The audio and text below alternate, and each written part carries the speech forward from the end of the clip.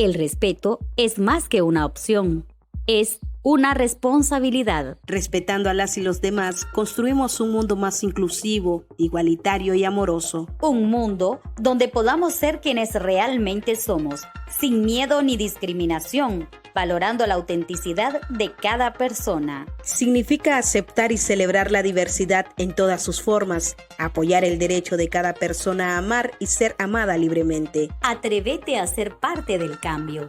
Rompe los prejuicios y los estereotipos. Escucha, entendé, crece. Juntos podemos construir una sociedad valorada por su humanidad y no por su orientación sexual. Diversidad que florece, respeto que transforma.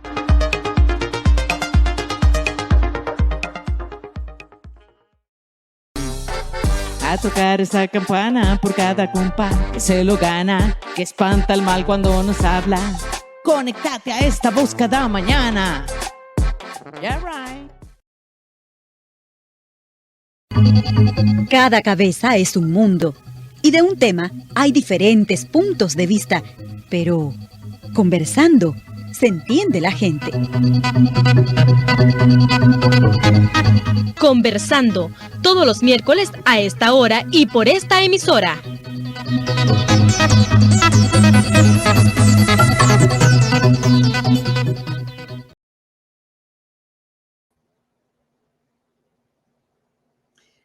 Muy buenos días, estamos en tu programa Conversando como todos los miércoles de 8 a 9 de la mañana.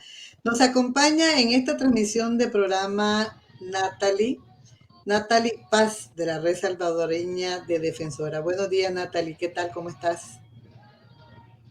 Hola, Natalie. Bueno, parece que no tiene sonido, Natalie. Mientras me escucha, voy a decirles que hoy el tema que vamos a hablar es El Salvador, el país más seguro de América Latina. ¿Cómo están los derechos humanos? Bueno, usted sabe que en el 2019, Nayib Bukele, así se dice, Nayib Bukele llegó al poder. Su promesa fue limpiar las calles de El Salvador del mandato de miedo y de terror que imponían las pandillas. Hasta la fecha, el gobierno de Bukele ha encarcelado a más de 65,000 personas. Eso es lo que se maneja. Buenos días, Natalie, ¿ya me puedes escuchar? Sí. ¿Qué tal? ¿Cómo has estado, Natalie? Pues bastante bien. Un montón de cosas, pero todo bien. Todo bien. Vamos a compartir un video, Natalie, sobre lo que está pasando en El Salvador.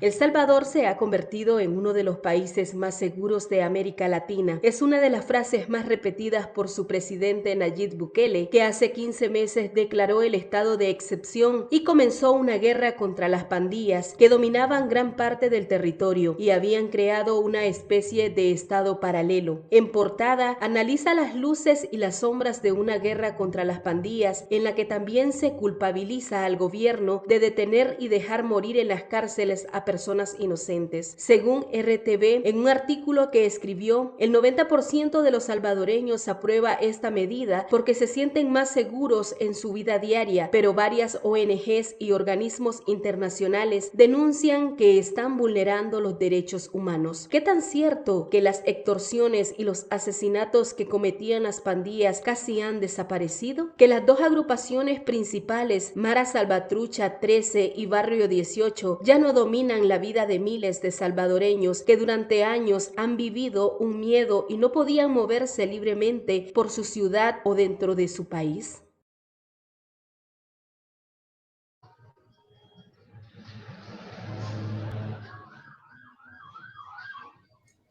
Ese es un resumen de lo que está sucediendo en El Salvador. Una de las primeras medidas, ¿verdad?, que hizo Bukele fue cuando se hizo presidente, fue declarar el estado de excepción, que todavía está vigente hoy en día.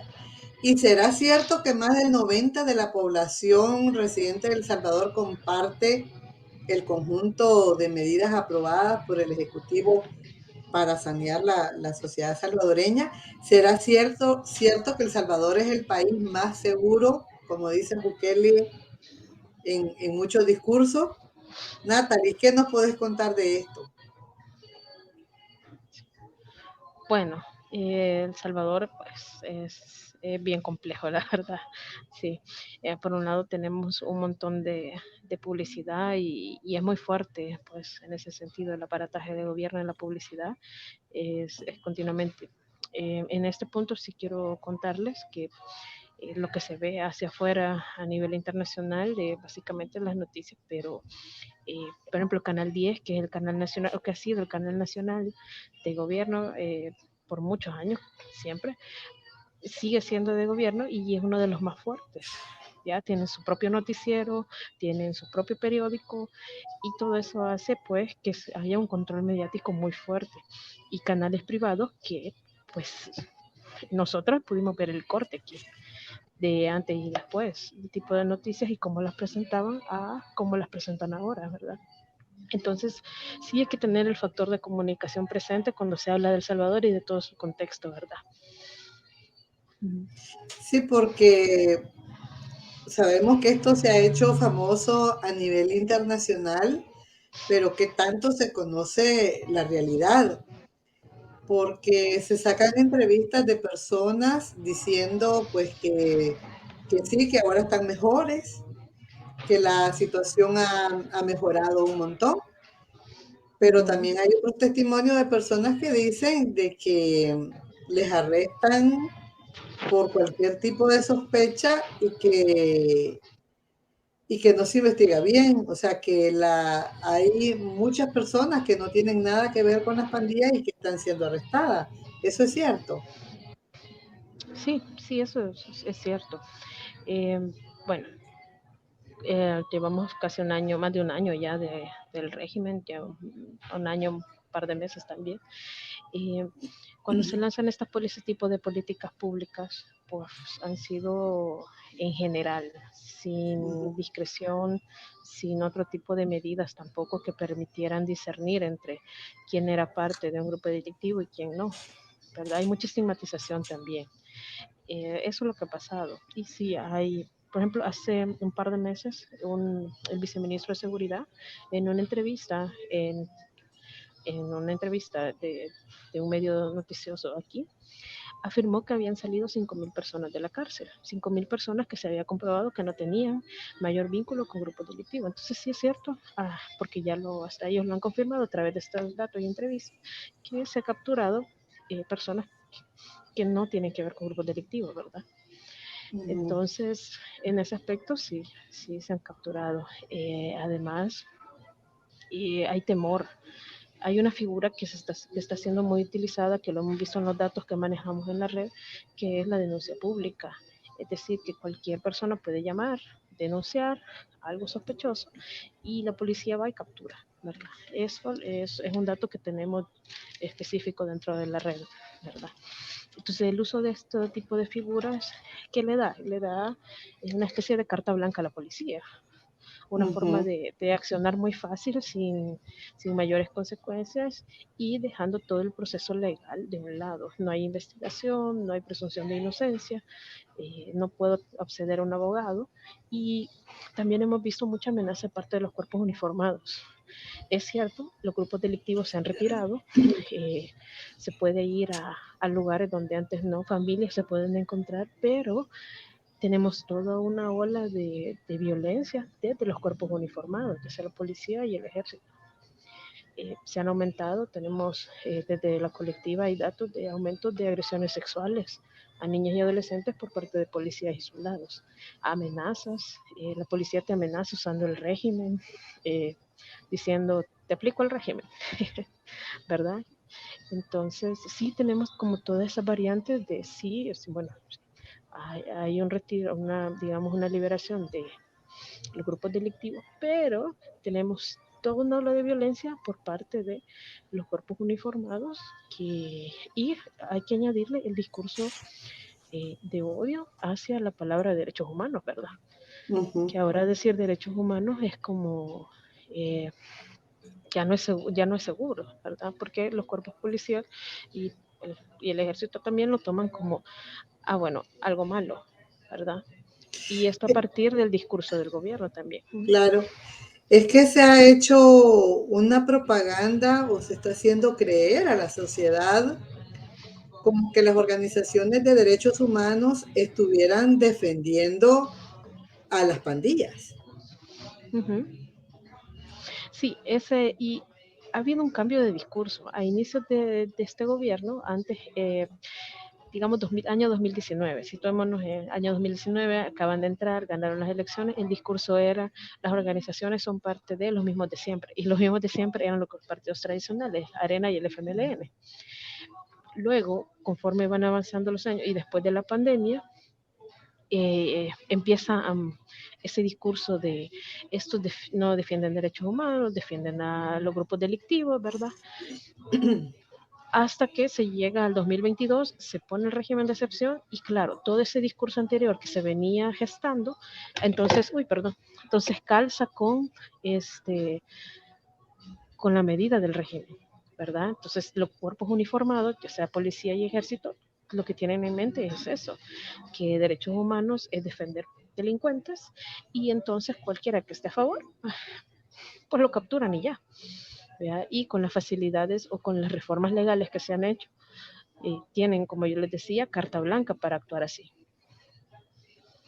Sí, y es muy, muy terrible lo que comentaste hace rato, ¿no? De que los delincuentes han cambiado, ¿no? Los delincuentes ahora están uniformados y es peor la situación, ¿no? Porque tienen el poder en sus manos.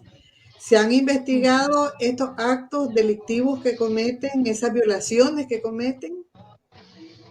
Desde organizaciones civiles, sí. Muy poco desde dentro de las instituciones gubernamentales. Básicamente las instituciones gubernamentales no funcionan bien y la gente tiene miedo también de denunciar, ¿verdad? O sea, el hecho de que un policía me diga te voy a aplicar el régimen ya da temor. Hay una situación en particular que se ha dado con los vendedores informales, comerciantes, en el centro de San Salvador, en la capital, donde pues los han movilizado la fuerza, pero si uno ve noticias, en las entrevistas salen que están de acuerdo, que están conformes, que ha sido una buena gestión. Sin embargo, sabemos el nivel de violencia al que se han enfrentado porque se ha utilizado el régimen para movilizarlos, usando el ejército, la policía y el cuerpo de agentes metropolitanos, que es una especie de policía municipal. Eh, pero frente a las cámaras dicen que están conformes, claro, porque tienen miedo de que después le lleguen a capturar o a detener a algún familiar. Entonces, esa situación es la que se está dando en el país, sobre todo con mayor énfasis en la zona rural, en comunidades, ¿verdad? Bueno, hay zonas en la capital que son reconocidas como Santa Tecla, Antiguo Catlán, que hay mayor poder adquisitivo económico en la población, que no están viendo estos problemas. Pero las zonas que tienen menor poder adquisitivo o que se relacionan, que decimos zonas más populares, sí están sufriendo todos estos problemas, allanamientos en los hogares y amenazas, hostigamiento continuo. Ujú. Sí, es muy crítico porque, por un lado es cierto, ¿verdad? Que la situación en El Salvador ha cambiado, que las dos pandillas más importantes, porque son muchísimas las pandillas que hay, son no solamente la Mara Salvatrucha 13 y el barrio de 18, oí decir que hay muchas más de 20. Y esto pues ya no controlan la vida diaria, ¿verdad? De muchos trabajadores y ciudadanos salvadoreños. Pero supuestamente, ¿verdad? Muchos sectores sociales, entre estos transportistas, vendedores, comerciantes, estaban obligados a pagar una renta semanal o mensual y esto ya no se hace, entiendo. Sí, esto ha Porque si no lo desaparecido. hacían, se arriesgaban a morir. Sí, muchos de los sectores que controlaban, digamos, las pandillas, los grupos delictivos, ahora están, por decirlo así, entre comillas, libres, porque ya no Ujú. se cobra renta, ya no hay homicidios, que el homicidio era como el delito más visible, más sensible que tenía la población, porque uno ve el cuerpo, ¿verdad? O escucha el Sí, disparo. Entonces, ahora que ya no, hay una percepción de seguridad. Sin embargo, tenemos un alto índice de asaltos, hurtos, ya sea a mano armada, con arma blanca o arma de fuego. Y además, la violencia, ¿verdad? De las que hablaba, violencia sexual hacia sí. niñas y adolescentes, acoso sexual por parte de estos grupos, a los asaltos, ¿verdad? También tenemos un índice de personas desaparecidas altísimo en este país, sobre todo mujeres desaparecidas, niñas desaparecidas, ¿verdad? Y eso da índice de que sí, para la población las pandillas era como el problema más visible, pero hay otros grupos delictivos que están operando que siguen o han aumentado su accionar. Ujú. Fíjate que en un artículo de RTV también mencionan que hay policías que han dicho, ¿verdad? Que les han obligado a detener un número de personas al día. Creo que les ponían como una meta de 10 personas al día para Ujú. culparlas de pandilleros, ¿verdad? Y que a veces pues tenían que arrestar a gente embriagada o porque armaban un conflicto, o incluso les decían, en el expediente aparece como detenido por nerviosismo, pero a la hora de llevarlo, o sea que en el expediente no aparece nada, pero los tienen Ujú. que acusar de pandillero. Y Sí, eso lo han tenemos, denunciado las organizaciones de derechos humanos. sí, dentro de la red tenemos varios testimonios que van en ese sentido. Eh, no hay justificación, sí sabemos y fue denunciado también incluso por movimientos internos, esta cuota que les ponían, Ujú, ¿verdad? Que tenían que llevar tantos por día, y salían pues, que fueron las redadas, digamos, entre marzo 2022, abril, mayo, junio, creo que fueron los meses donde registramos mayores redadas y capturas masivas. De junio ujú. para acá ya fue otro tipo de, ya no tanto las detenciones, pero sí hostigamientos continuos, ¿verdad? Entonces sí. Ajá. Y ustedes llevan un monitoreo de cómo esta situación está perjudicando a la sociedad civil o a civiles inocentes. ¿Qué quiere decir este tema de excepción? Ujú. Pues según la legislatura, el régimen de excepción se pone para una situación extraordinaria, ¿verdad?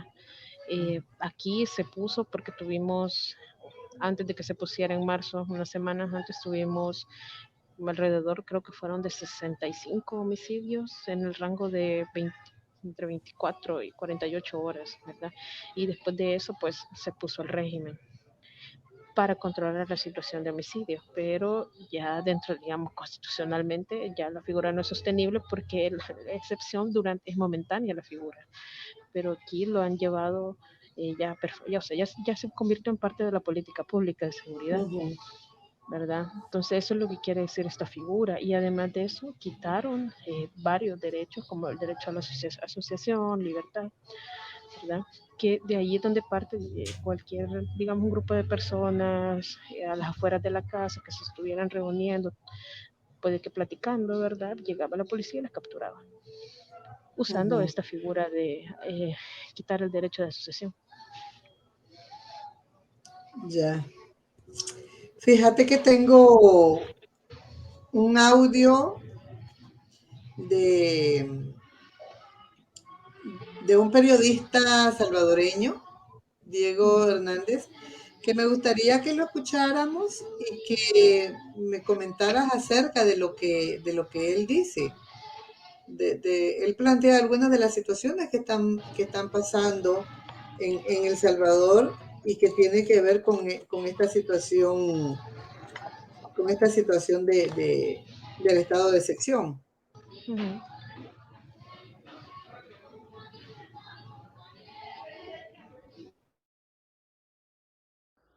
Nayib Bukele fue electo como presidente en 2019 por la población salvadoreña. Desde ese año, El Salvador ha experimentado cambios radicales en distintos aspectos de la vida. Uno de ellos es la seguridad.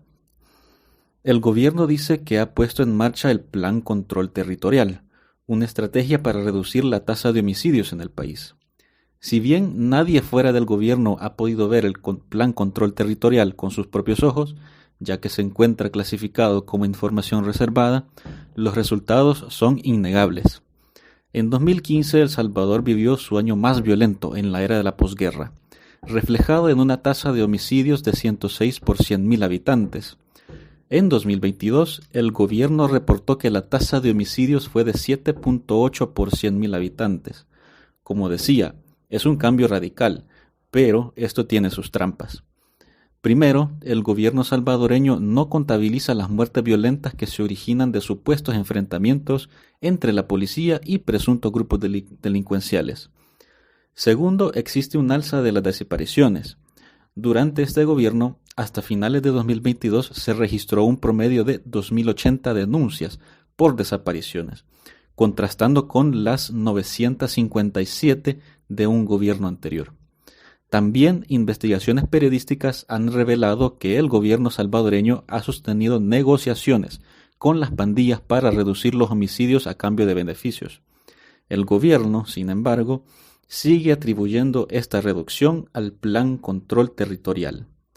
En marzo de 2022, después de uno de los fines de semana más sangrientos en donde 87 personas fueron asesinadas en 3 días, Bukele solicitó a la Asamblea Legislativa, controlada por su mismo partido, que implementara un régimen de excepción.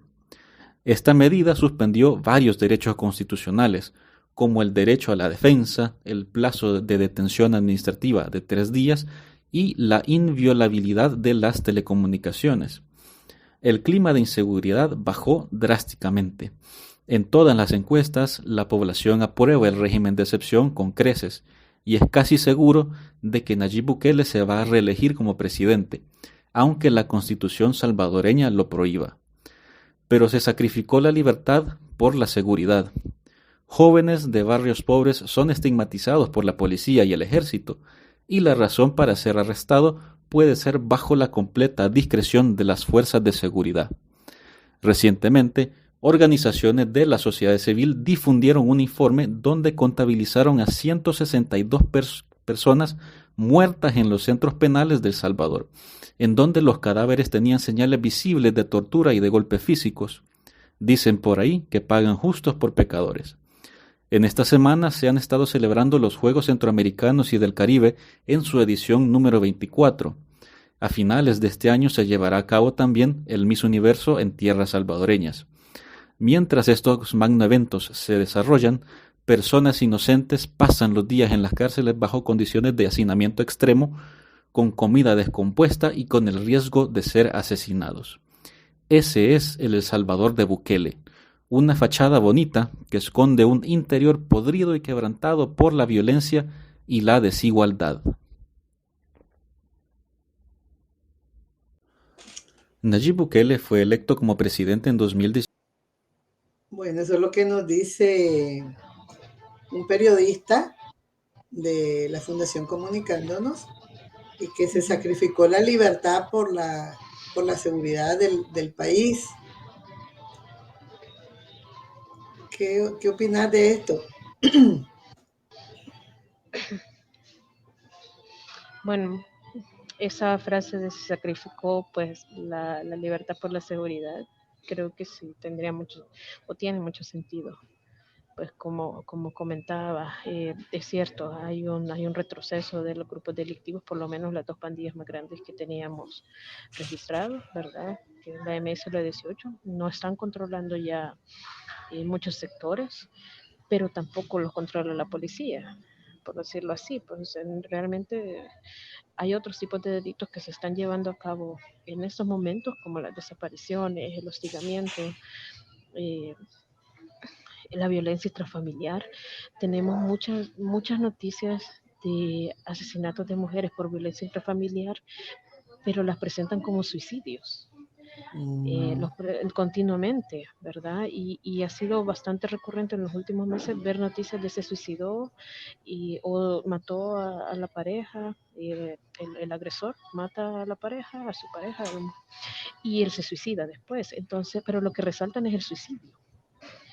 Claro. Ajá, entonces, Y toda lo esta otro violencia que nos llama está mucho la viendo. atención es las negociaciones que está haciendo Bukele con las pandillas. Y eso no lo dice solo Diego, lo dice un montón de personas, incluso medios a nivel internacional. O sea, que es una fachada, ¿no? Por un lado, dice que hay control, pero por debajera hay acuerdos con otros grupos de pandillas. Sí, puede ser, o sea, es una posibilidad. Teníamos más de 70.000 pandilleros en el país, digamos, en el último sondeo hace un par de años, antes de que entrara este gobierno. Entonces, aunque no hay evidencia, porque lo niegan constantemente de alguna negociación, esa cantidad debe de haber algo más, ¿verdad? Solo que no sabemos a qué responde tampoco. Está todo este aparataje de seguridad, realmente no conocemos a qué responde todavía, ¿verdad? O podríamos enfrentarnos a una situación como está México ahorita. Ya los grandes cárteles históricos ya no están, pero hay otros, ¿verdad? Sí, ahorita que Entonces, mencionas eso, también me llamaba la atención.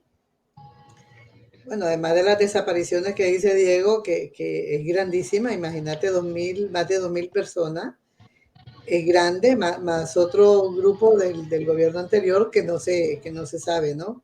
¿Qué ha pasado? Pero me llama la atención que esta política de Bukele se está trasladando a los otros países y que recientemente pues se está adoptando esta situación en Honduras.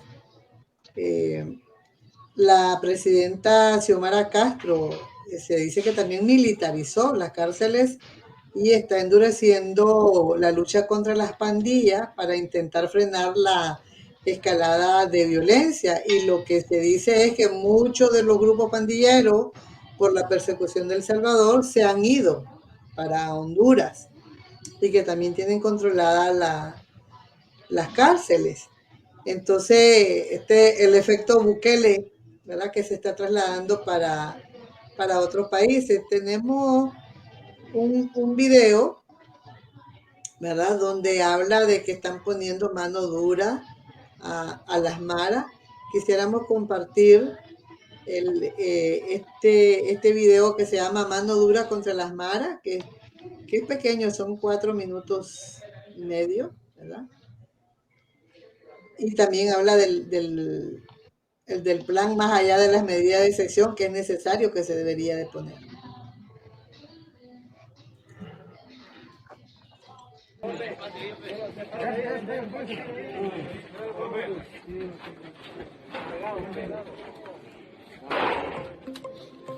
El efecto Bukele se replica en Honduras.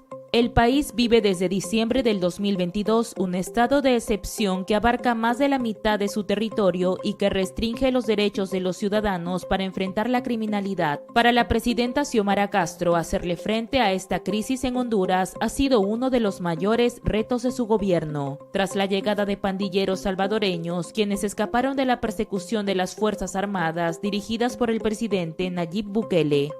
El decreto de estado de excepción como parte del Plan Nacional contra la Extorsión ha generado la disminución de homicidios. En lo que va del 2023, hay 103 municipios que no han registrado asesinatos, lo equivalente a 340 casos menos, siendo este un 24% menos en el índice del mismo delito, que representan 4 puntos menos en la tasa en comparación con el 2022, según lo indicado por la Secretaría de Seguridad del Estado. Sin embargo, esto no deja de colocar a Honduras como uno de los países más violentos de Centroamérica, ya que en algunas comunidades se continúan registrando masacres.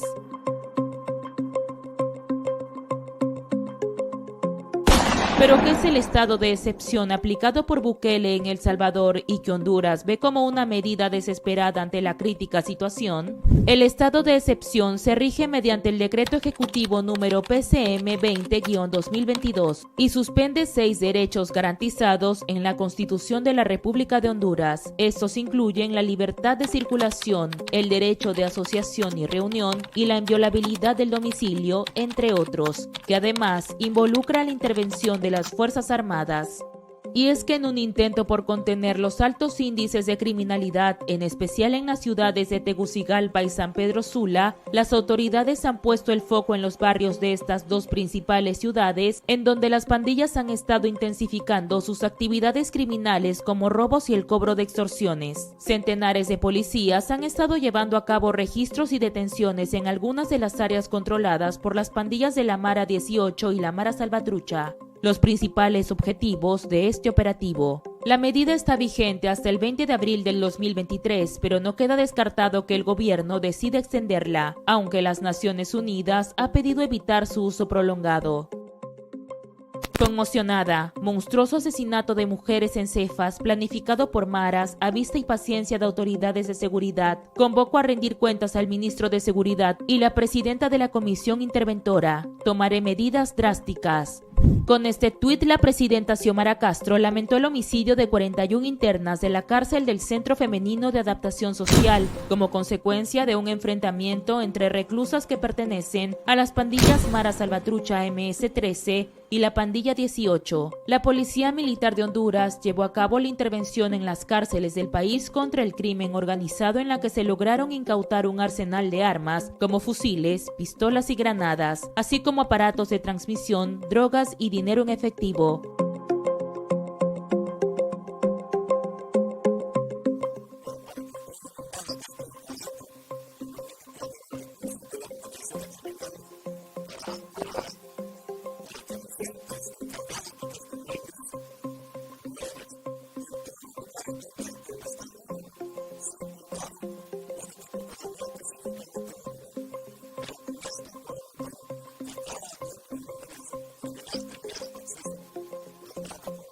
Y es que las cárceles de Honduras son consideradas por las autoridades como academias del crimen, donde en los últimos 20 años se registraron más de 1000 muertos, según el estatal comisionado de Derechos Humanos.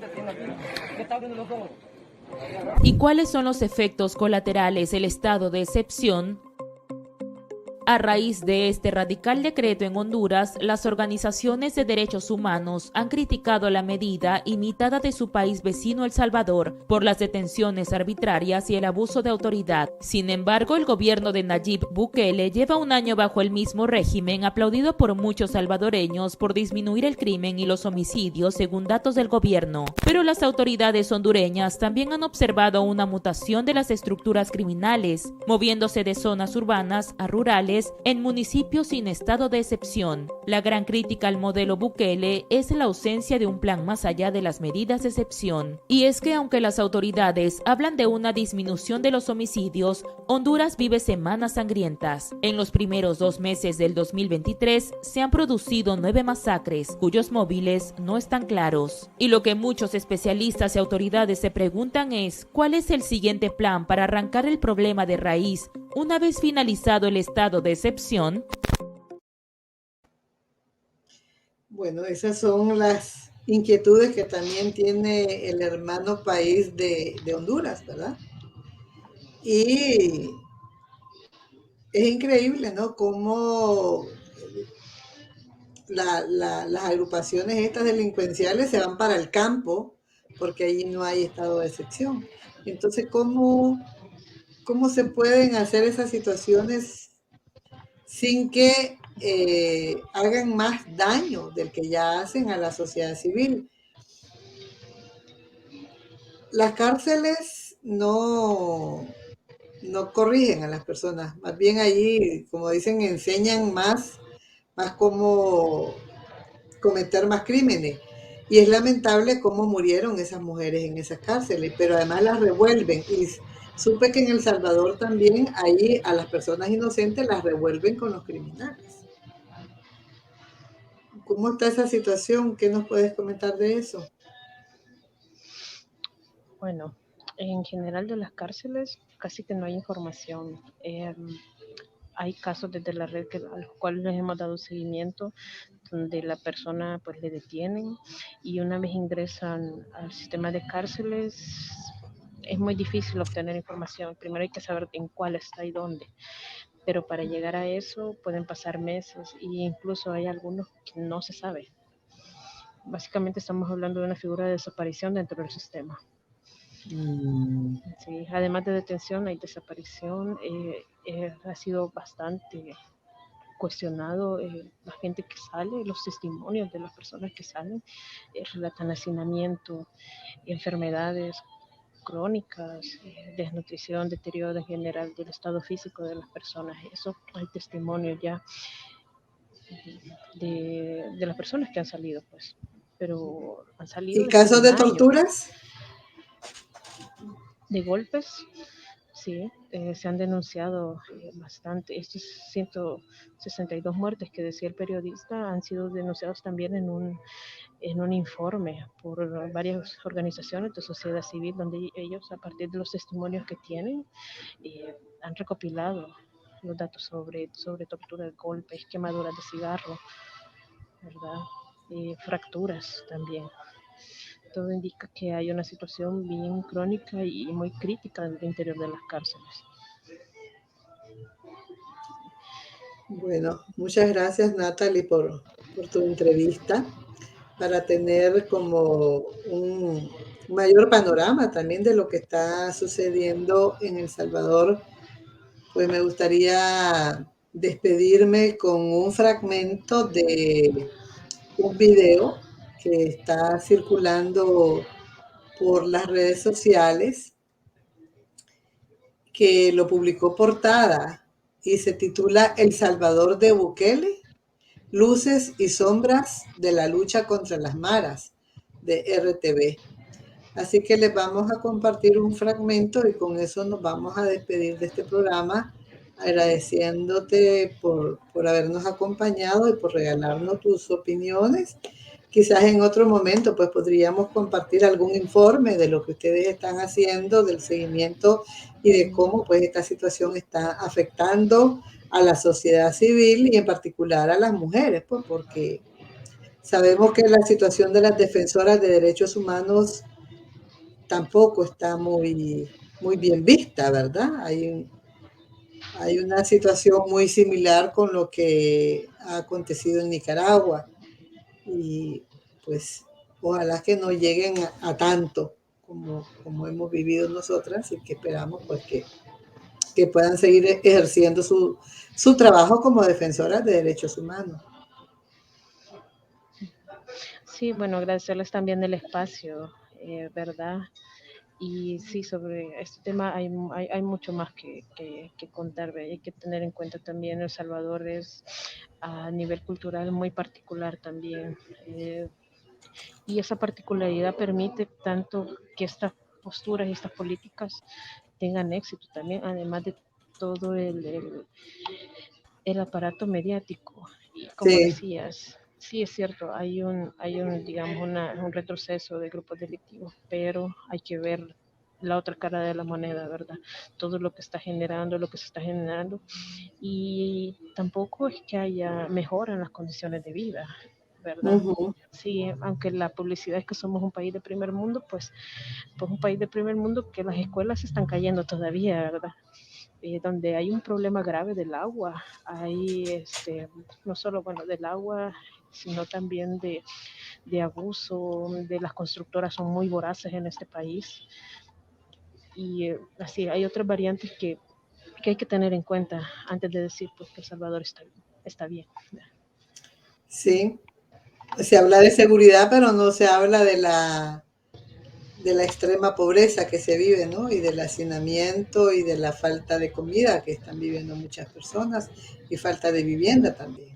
Son muchos temas, muchos aristas, ¿verdad? Que tendríamos que abordar para ver qué tan seguro está el país, ¿no? Porque no solamente son los asesinatos de las maras, sino también ahora la militarización que está viviendo el país y el incremento de otro tipo de violencia que habría que analizar, pues qué está pasando y de cómo se responsabiliza el Estado en ese sentido. Y sobre todo que se está utilizando esta situación para llegar nuevamente a una elección, ¿verdad? Para lavar el cerebro, diría yo, de la ciudadanía y que puedan votar nuevamente por el presidente actual. Vamos a dejarles un video, como ya les decía, con esto nos despedimos, que nos da más luces de lo que está sucediendo en El Salvador. Muchas gracias, Natalie. Hasta la próxima. Gracias. Nos vemos.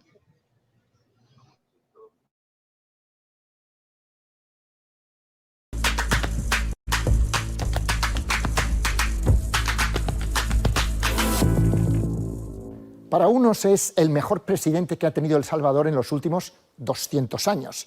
Para otros es un dictador de nueva generación. Nayib Bukele inició en marzo de 2022 una guerra contra las pandillas que aterrorizaron durante casi 3 décadas a gran parte de la población salvadoreña. Su gobierno ha detenido y encarcelado a más de 65.000 personas, muchas acusadas de cometer múltiples asesinatos. Pero para poner en marcha esta guerra, Bukele declaró el estado de excepción y se suprimieron derechos fundamentales, como la presunción de inocencia. Distintas organizaciones nacionales e internacionales de derechos humanos han denunciado varios miles de detenciones ilegales, torturas en las cárceles y decenas de muertes. La realidad hoy en El Salvador es que las pandillas ya no son ese estado paralelo que dominaba y extorsionaba a casi todo el país, pero a cambio su democracia, aseguran algunos expertos, está en peligro.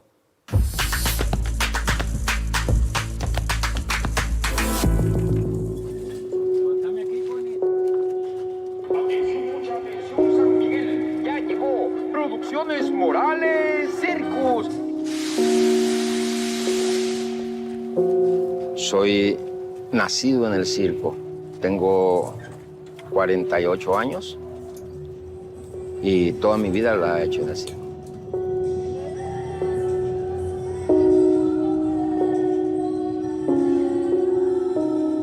El circo existe como para llevar entretenimiento a ciertos lugares del país. Y más que todo para brindarle alegría.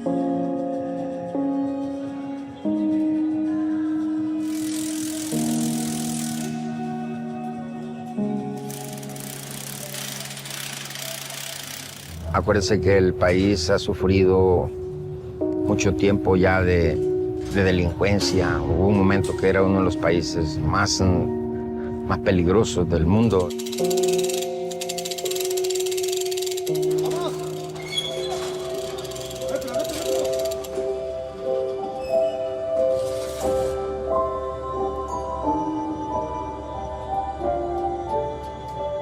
¿Y cómo es trabajar con el miedo a las pandillas, en un espectáculo que se va moviendo de un lado a otro del país y que supongo yo que han tenido que pagar extorsiones? Llegando a los lugares como San Miguel, como estamos ahorita acá, venía un pandillero, le traía el teléfono, que hablaba el jefe de él, y había que reportarse cuánto había que pagar, ya por la estadía de ahí del circo. Eran tarifas de 500 a 800 dólares mensuales.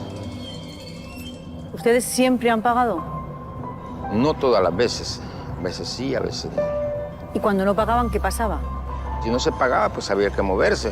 O de otros lo amenazaban de que le iban a matar a un miembro de la familia. ¿Ustedes han recibido amenazas de que iban a matar a algún miembro de su familia? Sí, muchas veces. Muchas veces.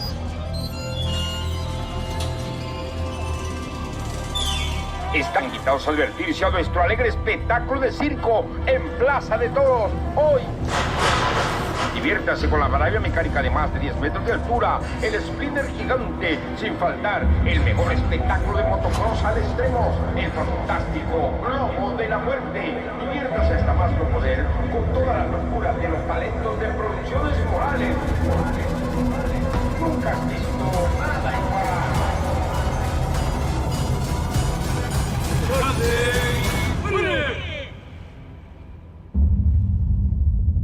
Básicamente en cualquier lugar aún quedan pandilleros, pocos, pero aún quedan y tenemos que ir y extraerlos.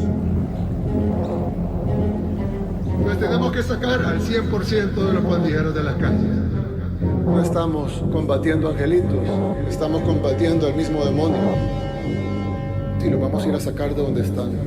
Así se quejen las organizaciones de derechos humanos, así se quejen las ONGs o los países enemigos de nuestro pueblo.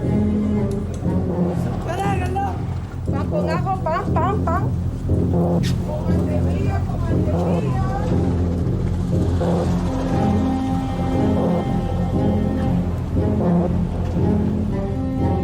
Y por eso es que ahora tenemos un régimen de excepción que nos permite tener herramientas que no teníamos antes para combatir la delincuencia. Va a buscar a este sujeto aquí, en esta dirección. Y si el sujeto se encuentra, este sujeto en la vivienda, se va a proceder a la detención. ¿Cuánto va a durar el régimen de excepción? Lo que sea necesario. El régimen de excepción es básicamente la consolidación de un Estado militar y policial. Por un lado, en la medida, en la historia de El Salvador, que más ha desarticulado el control de las pandillas en El Salvador, eso es un hecho. Y por otro lado, es una de las medidas, quizás la más violatoria de derechos humanos que ha existido desde la firma de los acuerdos de paz en 1992.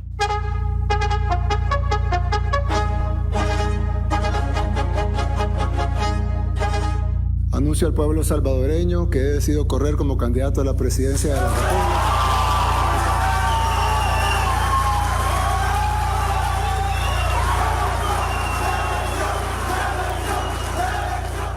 Nayib Bukele es el presidente, el líder más importante que ha tenido El Salvador en 221 años de historia republicana. Es que no viví. No, como era alquilada la casa.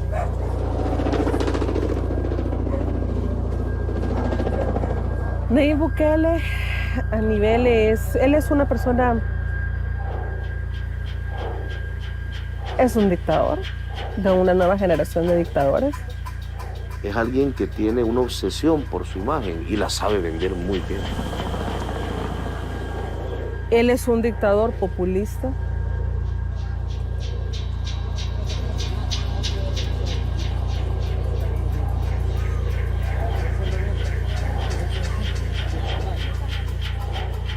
Además tiene mucho control sobre las redes sociales y sabe cómo controlar las redes sociales. Nunca habíamos tenido un presidente que cumpliera tales expectativas para la población. Ninguno. Entiende de qué está hecho este pueblo. Este pueblo está hecho de religión y de fe, de conservadurismo. Es un pueblo deformado por la violencia. Sabe cómo llegarles al corazón.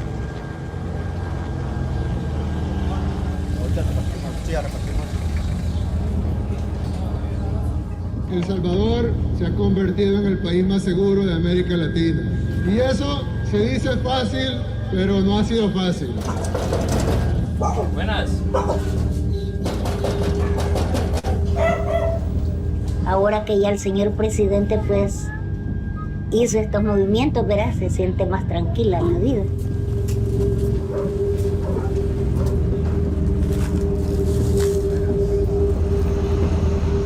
Pues está excelente, pues hay mayor seguridad.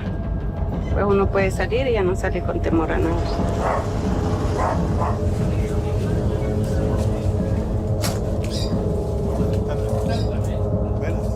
Hoy se vive más tranquilo, se vive un poco más, hay más paz, más tranquilidad.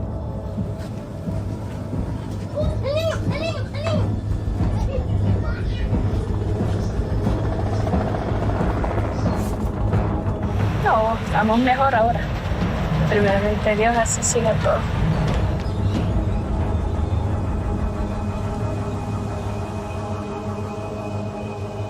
¿Y él cuánto tiempo estuvo detenido?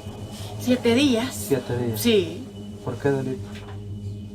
Ni él sabía que porque se parecía.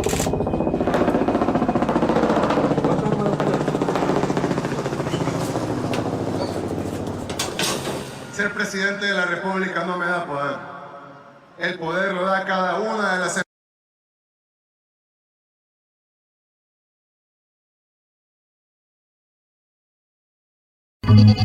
Cada cabeza es un mundo y de un tema hay diferentes puntos de vista, pero conversando se entiende la gente.